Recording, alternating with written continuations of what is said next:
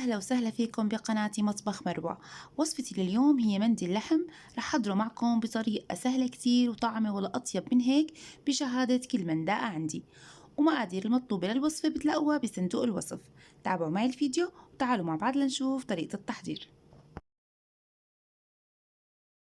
ولتحضير المندي بالبداية بدي أسلق اللحمة. عندي هون لحم خروف بعظمه، طبعا الكمية حسب الرغبة.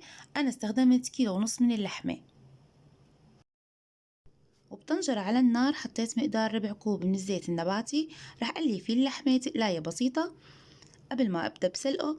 طبعا هي الطريقة بتخلي اللحمة يطلع طعمته أزكى وما يطلع زفرة كتير على وش الطنجرة.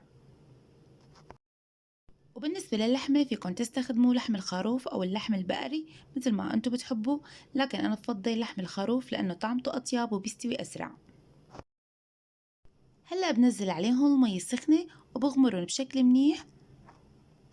وأول ما تغلي المي ببدأ شيل الزفرة اللي طلعت على سطح الطنجرة.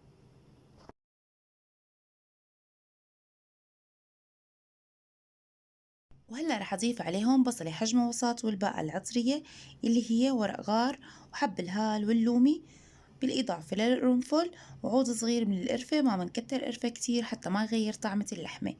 وإذا متوفر عندكم الفلفل الحب كمان بتضيفوه.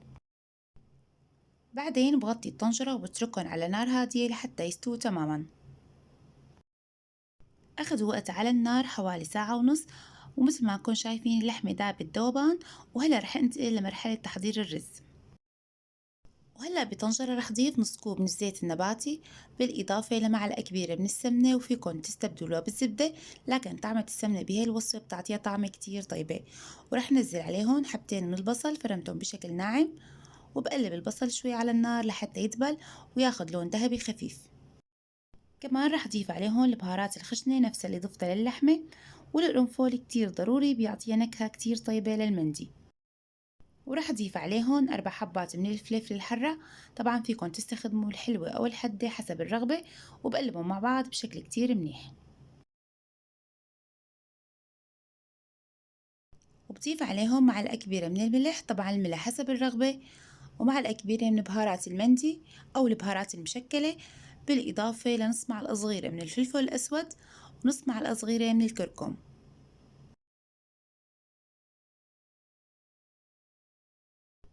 وبقلبهم مع بعض وبنزل عليهم مرقة اللحمة. بالنسبة للعيار، كل كوب من الرز بيحتاج لكوب ونص من مرقة اللحمة، لكن أنا بحط الكمية تقديرية. وأول ما يغلوا رح نزل عليهم الرز. عندي هون كيلو من الرز، ما يعادل 7 أكواب. استخدمت رز بسمتي حبة طويلة، نقعتهم حوالي نص ساعة بمي فاترة. بقلبهم تقليبتين، بالبداية بيكونوا على نار عالية، بعدين أول ما يغلوا بوطي النار على الأخير وبغطيهم بدون ما أحركهم أبدا. وهيك الرز بعد ما استوى 3/4 على الاستواء. هلا رح اضيف عليه ملونات. استخدمت نص معلقة صغيرة من صفار البيض ذوبتهم بشوية مي، ونص معلقة صغيرة من الزعفران. وبوسط الطنجرة بحط ورقة قصدير وعليها فحمة، وبنزل عليها شوية زيت نباتي لحتى ندخن الرز. وبغطي الطنجرة بشكل كتير منيح، طبعا لسه الغاز عندي على الواطي، وبخلي الرز يكفي استواء. وبالنسبة للحمة كمان رح ادهنها بشوي من الزيت النباتي مع الزعفران، بيعطيها لون كتير حلو. ورح ادخلها للفرن لحتى تتحمر شوي وتاخد لون حلو. وبعد ما اطلعها من الفرن رح اضيف عليها فحمة وشوي من الزيت النباتي، وبغطيها بشكل كتير منيح. هيك اللحمة بتاخد نكهة كتير طيبة مع نكهة الفحم. وهلأ بدي أحضر لصوص الدقوس الحار. بتقدم مع المندي كان باللحمة أو الدجاج. بالخلاط رح أضيف 3 حبات من البندورة وحبتين من الفلفل الخضرا والحمرا الحرة، بالإضافة لسنين من الثوم وعصير ليمونة. ورح أضيف عليهم كمان نص باقة صغيرة من الكزبرة اللي بتعطيها طعمة كتير طيبة. وآخر شي بضيف عليهم فنجان من دبس الرمان بالإضافة للملح. وبسكر الخلاط وبخلطهم بشكل كتير منيح.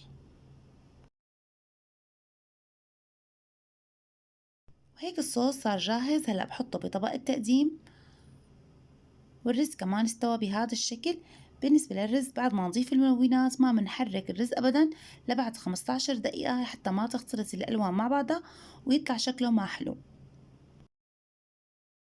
وبحط الرز بطبق التقديم وبعدين بضيف عليه اللحمة، وإذا حبيتوا فيكن تزينوا بالمكسرات.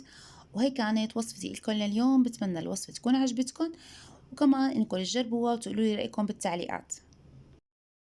وبتمنى منكم تدعموا الفيديو بلايك، وإذا كنتوا لأول مرة عم تشوفوا قناتي ما تنسوا تشتركوا بقناتي مطبخ مروة وتفعلوا جرس التنبيهات ليوصلكم إشعارات لما ننزل وصفات جديدة.